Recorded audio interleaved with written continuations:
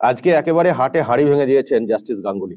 প্রিয় দর্শক, আমি শফিকুল ইসলাম এবং আপনারা দেখছেন আরামবাগ টিভি। দর্শক, আজকে জাস্টিস গাঙ্গুলি যা করেছেন এজলাসে, একেবারে কার্যত বলা যায় যে মুখোশ খুলে দিয়েছেন।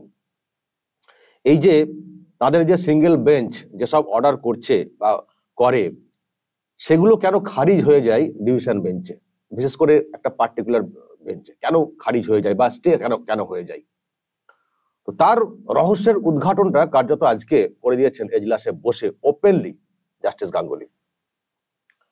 উনি বলেছেন, কলকাতা হাইকোর্টের এক জাস্টিসের নাম করে বলেছেন যে উনি পলিটিক্যাল নেতাদের মতো করে অন্যান্য বিচারপতিদের উপরে বসিং করেন, বসগিরি করেন। জাস্টিস সিনহাকে নাকি জাস্টিস সিনহাকে তার চেম্বারে ডেকে বড়দিনের ছুটির আগে, বড়দিনের ছুটি পড়লো না তার আগে, যখন ওই অভিষেকদের বিষয় সামনে আসছে বলে বিরাট একটা ওয়েব ছিল, আমরাও খুব কৌতূহলে সব দেখছিলাম, লাইভ স্ট্রিমিং এ কি হচ্ছে না হচ্ছে দেখছিলাম। তো বড়দিনের ছুটির আগে ওই বিচারপতি ডিভিশন বেঞ্চে আর কি যিনি আর কি থাকেন, যার কাছে অভিষেক ব্যানার্জিরা বারবার চলে যান, একেবারে সিঙ্গেল বেঞ্চ কিছু বললেই আধ ঘন্টা 1 ঘন্টার মধ্যে ডিভিশন বেঞ্চে হিয়ারিং এর সময় পাওয়া যায় এবং সেখানে হিয়ারিং হয়ে যায়, স্টে হয়ে যায়। তো বলেছেন যে ওই বিচারপতি জাস্টিস সিনহাকে নিজের চেম্বারে ডেকে 3টে কথা বলেছিলেন, একেবারে পলিটিক্যাল লিডারদের মতো করে। কি কথা? 1 নম্বর কথা যেটা বলেছিলেন যে অভিষেক ব্যানার্জি হচ্ছেন একজন পলিটিক্যাল লিডার, তাই তাকে বিরক্ত করা যাবে না। ভাবুন দর্শক, নিজের চেম্বারে ডেকে ডিরেকশন দিচ্ছেন, বিচারপতিরা তার মতো করে বিচার করবেন, কিন্তু নিজের চেম্বারে ডেকে উনি সাজেশন দিচ্ছেন বা ডিরেকশন দিচ্ছেন যে অভিষেক ব্যানার্জি হচ্ছেন একজন পলিটিক্যাল লিডার, তাই তাকে বিরক্ত করা যাবে না। যত খুশি চুরি করতে পারেন, কিন্তু তাকে বিরক্ত করা যাবে না, তার বিরুদ্ধে অ্যাকশন নেওয়া যাবে না, তাকে ডাকাডাকি করা যাবে না। যত খুশি চুরি করতে পারেন এবং চুরি করে শান্তিনিকেতনে শান্তিতে ঘুমাতে পারেন, কিন্তু তার বিরুদ্ধে কোনো অ্যাকশন নেওয়া যাবে না, বিরক্ত করা যাবে না। আমি শুনে অবাক হচ্ছি দর্শক, শুনে অবাক হচ্ছে। দ্বিতীয় কথা বলা হয়েছিল যে যখন এই অভিষেক ব্যানার্জির সংক্রান্ত মামলা চলবে, সবটা কিন্তু দর্শক সূত্রে খবরগুলো আসছে, আমি সেখান থেকে বলছি, আমি তো এজলাসে ছিলাম না, যেটা বলা হয়েছে যে যখন এই সংক্রান্ত মামলা চলবে তখন তার কোনো লাইভ স্ট্রিমিং করা যাবে না, যেটা দেখার জন্য আপনারা বসে থাকেন, এবং মাঝখানে আপনারা জানেন এইসব নিয়ে বিতর্ক তৈরি হয়েছিল। তো এরকম নাকি বলেছিলেন ওই বিচারপতি নিজের চেম্বারে ডেকে যে তার কোনো লাইভ স্ট্রিমিং দেখানো যাবে না। লাইভ স্ট্রিমিং হলে উনি প্রশ্ন করেন, ইডি অফিসাররা উত্তর দেন, কোথায় কি সম্পত্তি না সম্পত্তি কত কি রয়েছে সেসব নিয়ে চর্চা হয়, সেগুলো দেশের মানুষ, বাংলার মানুষ জেনে যান। কেন জানবে? ওনার সম্পর্কে তো এরকম জানানো যাবে না, ওনার ইমেজে কারি লাগবে, পলিটিক্যাল লিডার, ওনাকে তো বিরক্ত করা যাবে না। এইসব সম্পত্তি, এত সম্পত্তি কি করে হলো, মানুষের মনে প্রশ্ন জাগবে, ওনার পলিটিক্যাল কেরিয়ারটা নষ্ট হয়ে যাবে।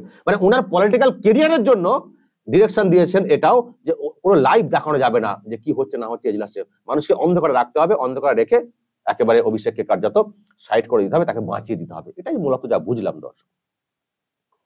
আর একটা যেটা, সেটা তো আরো মারাত্মক, যেটা বলা হয়েছে যে 2টি মামলা চলছে প্রাথমিক নিয়োগের, সেই মামলা নাকি খারিজ করতে হবে। এই রকমও নাকি অর্ডার ডিরেকশন দিয়েছিল। এরকম 3টে ডিরেকশনের কথা সামনে এসছে ভরা এজলাসে। এটা বলেছেন জাস্টিস গাঙ্গুলি, এবং উনি নাকি জাস্টিস সিনহার কাছ থেকে জেনেছেন, এবং জাস্টিস সিনহা নাকি কলকাতা হাইকোর্টের প্রধান বিচারপতিকে বলেছেন। কলকাতা হাইকোর্টের প্রধান বিচারপতি তিনি আবার সুপ্রিম কোর্টের প্রধান বিচারপতিকে বলেছেন। অনেক দূর জল কিন্তু গড়িয়ে গেছে। কিন্তু দর্শক, আমার খুব খারাপ লাগছে, খুব খারাপ লাগছে, লজ্জা লাগছে যে আজকে কলকাতা হাইকোর্টকে আমরা যে চোখে দেখি, দেখুন প্রশ্ন আমাদের মনের মধ্যে জাগছিল, কিন্তু এরকম তো তথ্য আমরা পাচ্ছিলাম না, জানতে পারছিলাম না। প্রশ্ন আমাদের মনের মধ্যে জাগছিল, কিন্তু আজকে প্রমাণ হয়ে গেল যে তার বিচারপতিরাও কখনো কখনো কোনো পলিটিক্যাল লিডারের হয়ে কাজ করেন, তাদেরকে বাঁচানোর কাজ করেন, তাদের দুর্নীতিকে ঢাকা দেওয়ার চেষ্টা করেন। এবং কেন সিঙ্গেল বেঞ্চের অর্ডার ডিভিশন বেঞ্চে গিয়ে আটকে যায়, কেন এত দ্রুত ডিভিশন বেঞ্চ সময় দিয়ে দেয় হিয়ারিং করার জন্য, জাস্টিস গাঙ্গুলির কথা অনুযায়ী আজকে কিন্তু পরিষ্কার হয়ে যাচ্ছে দর্শক। তার মানে কলকাতা হাইকোর্টের বিচার ব্যবস্থার উপরেও প্রভাব খাটাতে পেরেছে শাসক, এবং সেই প্রভাবে প্রভাবিত আর যাই হোক ওই একজনের নাম আমরা জানতে পারছি, উনি ওই বিচারপতি, তিনি প্রভাবিত এবং তিনি মরিয়ার চেষ্টা করছেন অভিষেককে বাঁচানোর। অন্তত জাস্টিস গাঙ্গুলির যে খবর সামনে এসছে সেখান থেকে এটুকু দর্শক বলতে পারি, খুব দুঃখের, খুব লজ্জার, যদি সত্যি এটা হয়ে থাকে, যদি অভিযোগ সত্যি হয়ে থাকে, তখন বিচারপতিরা বলছেন, যে বিচারপতি বলুন না কেন, তারা যখন বলেন সেটাকে সত্য হিসেবে আমরা ধরে নিই। ফলে দর্শক যদি এটা, আমি তবু আমি বাট কিন্তু দিয়ে বলছি, যদি হয়ে থাকে অত্যন্ত লজ্জার এবং দুঃখের, অত্যন্ত লজ্জার এবং দুঃখের, এবং পর্দা ফাঁসটা করে দিয়েছেন জাস্টিস গাঙ্গুলি। আমরা চাইবো সুপ্রিম কোর্ট এই বিষয়ে হস্তক্ষেপ করুক, এবং যে যে কথাগুলো বলা হয়েছে, কেন বলা হয়েছে, কি জন্য বলা হয়েছে, কিসের বিনিময়ে বলা হয়েছে, সেই সব বিষয়গুলো সুপ্রিম কোর্ট খতিয়ে দেখুক। জাস্টিস সিনহাকে পছন্দ হচ্ছে না, জাস্টিস গাঙ্গুলিকে পছন্দ হচ্ছে না, তাদেরকে সরাতে হবে বলে সুপ্রিম কোর্টে বারবার ছুটোছুটি। আর যাকে পছন্দ হয় তার যে এইসব কীর্তি, এ তো জানতাম না।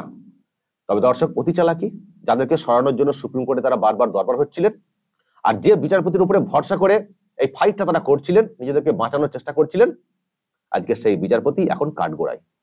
এবার তার বিরুদ্ধে সুপ্রিম কোর্ট কি বিচার করে। আর এই বিচারপতি, আমি কি বলবো, যেভাবে তথ্য ফাঁস করেছেন, এই যে চেম্বারে ডেকে এইভাবে ডিরেকশন দেওয়া, যেভাবে জাস্টিস গাঙ্গুলি তথ্য ফাঁস করেছেন, আমার তো মনে হয় যদি মিনিমাম ইগো থাকে, নিজে যদি আত্মসম্মান থাকে, ওই বিচারপতির এই সব মামলা থেকে সরে যাওয়া উচিত, ডিভিশন বেঞ্চ থেকে সরে যাওয়া উচিত, যদি মিনিমাম আত্মসম্মান থাকে। আর না হলে উনি ভুল বলছেন সেটা প্রমাণ করুন, উনি ভুল করছেন না, ডাকেননি জাস্টিস সিনহাকে, তাহলে উনি প্রমাণ করবেন, সেটা জানতে পারবো। তবে দর্শক এক কথাই বলবো, এটা কিন্তু একটা নজিরবিহীন একটা সংঘাত কলকাতা হাইকোর্টে, single bench versus division bench, এবং ডিভিশন বেঞ্চের একজন বিচারপতির নাম করে যে তথ্য ফাঁস করেছেন জাস্টিস গাঙ্গুলি, গোটা দেশের মানুষ অবাক হয়ে যাবেন আমার মনে হয়, যে একজন বিচারপতি সিঙ্গেল বেঞ্চের বিচারপতিকে ডেকে কিভাবে একজন পলিটিক্যাল লিডারকে বাঁচানোর জন্য ডিরেকশন দিয়েছেন। অত্যন্ত দুঃখের, লজ্জার, এবং গোটা কলকাতা হাইকোর্টকে কার্যত কালিমালিপ্ত করার একটা প্রয়াস। খুব দুঃখের দর্শক, খুব দুঃখ লাগছে আজকে। এবার দর্শক একটা কথা বলি, একটা বিষয় নিয়ে মানে চলছে মামলা, কিছু কোটা আছে আর কি মেডিকেল কলেজের, আপনারা জানেন, সেখানে কিছু মানে কোটা আছে মানে ভর্তি হওয়ার ক্ষেত্রে, সেখানে জাল সার্টিফিকেট ইউজ করে ভর্তি করা হয়েছে বলে কিছু অভিযোগ আছে, সেই সব নিয়ে মামলা হয়। তো সেই মামলাটা পুলিশ নাকি করতে চাইছে বা পুলিশ তদন্ত করছে, কিন্তু জাস্টিস গাঙ্গুলি বলেছেন পুলিশ তদন্ত করবে, যে পুলিশ শাহজাহানকে ধরতে পারে না, পুলিশ তদন্ত করবে। এটা এই কেসে যেখানে রক্ষকই ভক্ষক, এটাই কার্যত বলতে চেয়েছেন, যে পুলিশ এটার ক্ষেত্রে তদন্ত করে হবে না, সেন্ট্রাল এজেন্সির উপরে আস্থা রাখতে হবে, সিবিআই কে এই বিষয়ে তদন্ত করতে হবে, এটা বলেছিলেন। এবং তারপর ওই ডিভিশন বেঞ্চ চোরেদেরকে চুরি মানে চোর এবং চুরি বাঁচানোর জন্য সবসময় দেখবেন টাকা খরচা করে অন্য পক্ষ ডিভিশন বেঞ্চে চলে যায়। কেন তারা বলবে না যে ঠিক আছে, যে খুশি তদন্ত করুক, যদি এরকম কোথাও কিছু জালিগিরি হয়ে থাকে তাহলে তার বিচার হোক, আমরা চাই যে খুশি তদন্ত করুক, আমরা এই দুর্নীতিকে প্রশ্রয় দিই না, জিরো টলারেন্স বলতে পারতেন। সেটা বললে ইমেজ ভালো হতো,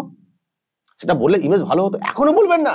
এত চুরি হাতে হাতে ধরা পড়ে যাচ্ছেন, এখনো নিজেদের সততা জাহির করার জন্য হলেও এটুকু বলবেন না, এটুকু সাহস দেখাবেন না, কেন দেখাবেন না?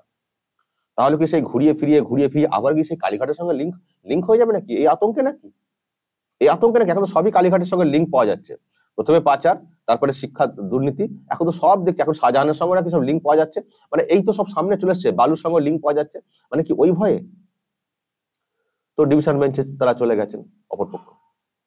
ডিভিশন বেঞ্চ তো একেবারে শুনেই 1 ঘন্টার মধ্যে শুনেই একেবারে মৌখিক স্টে। জাস্টিস গাঙ্গুলি বলেন যে মৌখিক স্টে কি প্রমাণ আছে, কোথায় দেখদিন তো কে স্টে দিয়েছেন? মৌখিক কোনো লিখিত দেখাতে না পারলে তার আবার কি প্রমাণ রয়েছে? আর সিবিআই কে বলে দেওয়া হয় জাস্টিস গাঙ্গুলির তরফ থেকে, যখন পরবর্তীকালে আবার ওঠে যে আপনারা এফআইআর করে তদন্ত স্টার্ট করুন। মৌখিকের স্টে কপি কই স্টেট, মানে যে করা যাবে না খারিজ বা অমুক তমক, তার কপি কই? যখন কপি নেই আপনারা তদন্ত করুন বলে সিবিআই এফআইআর করে তদন্ত করতে শুরু করে। আজকে সেই মামলা উঠেছিল ডিভিশন বেঞ্চে। ডিভিশন বেঞ্চ যেটা করেছে দর্শক আমি আপনাদেরকে দেখাচ্ছিলাম, এই যে বিচারপতি গঙ্গোপাধ্যায়ের নির্দেশে করা এফআইআর ও খারিজ, সিবিআই কে সব ফেরত দিতে বলল কোর্ট। সিবিআই কে সব বলেছে, সব আদালত থেকে কপি টপি তুলেছো, সব ফেরত দিয়ে দাও, তোমাদেরকে করতে হবে না, এফআইআর খারিজ। আমার প্রশ্ন দর্শক, ঠিক আছে বিচারপতিদের বিষয়ে আমরা বেশি কিছু বলতে পারি না, কিন্তু একটা বিষয় যখন একটা বেঞ্চ তদন্তের অর্ডার করছে, সেন্ট্রাল এজেন্সি, তো সমস্যা কোথায়? সমস্যা কোথায়? সিবিআই তদন্ত করছে, ঠিক করছে না ভুল করছে, সেটা কোর্ট মনিটর হতে পারে, কোর্ট বিচার করবে, কোর্ট প্রশ্ন তুলতে পারে। সিবিআই তদন্ত করে যখন সব অনেক কিছু প্রডিউস করবে, সেসব নিয়ে অপরপক্ষ যদি প্রশ্ন তোলে, নিশ্চয়ই কলকাতা হাইকোর্ট সেটা নিয়ে প্রশ্ন করে ব্যবস্থা নিতে বলবে। সমস্যা কোথায়? এফআইআর কে খারিজ করে দিয়ে কেন, স্টে করে দিয়ে কেন এটা করা হচ্ছে? এফআইআর কে খারিজ করে দিয়ে কেন এটা করা হচ্ছে? কেন? ওই একটাই, বিরক্ত করা যাবে না। দর্শক, খুব অবাক লেগেছে, খুব খারাপ লেগেছে বলবো। আমরা কখনো কোনো কোনো কোর্টের বিচারক বা বিচারপতিদের সম্পর্কে কোনো কটু কথা বলতে চাই না, আর বলতে হোক সেটাও আমরা কখনো চাই না, বলতে হোক সেটাও আমরা কখনো চাই না। আমরা চাই বিচারপতিরা মেরুদণ্ড সোজা রেখে তারা কাজ করবেন। দুর্নীতির বিরুদ্ধে যে লড়াইটা কলকাতা হাইকোর্টের single bench justice Ganguly, justice সিনহারা করতে চাইছেন, সেগুলো আরো সব বেঞ্চ সহযোগিতা করে সেই কাজগুলোকে দ্রুত যাতে সম্পন্ন করা যায়, সেই কাজ করা হবে। আমরা খুশি হব, কোর্টের প্রতি আমাদের আস্থা বাড়বে, বাংলার মানুষের একটা ভরসা বাড়বে। কারণ শাসক তো এখানে যেভাবে চলছে, শাসকের প্রতি কোনো ভরসা নেই, এখানে আইনের শাসন নেই, শাসকের আইন রয়েছে, কোর্টই একমাত্র ভরসা। তাও লোয়ার কোর্টে তো অনেক নাকি আরো সহজে প্রভাব খাটানো যায় বলে অভিযোগ রয়েছে। ভরসার জায়গা একটাই, কলকাতা হাইকোর্ট এই মুহূর্তে সব থেকে বড় ভরসার জায়গা। যদিও লোয়ার কোর্টে এখনো সব জায়গায় তারা প্রভাব খাটাতে পেরেছে তা নয়, তবুও সব থেকে বড় ভরসার জায়গা হচ্ছে বড় কোর্ট, রাজ্যের কলকাতা হাইকোর্ট।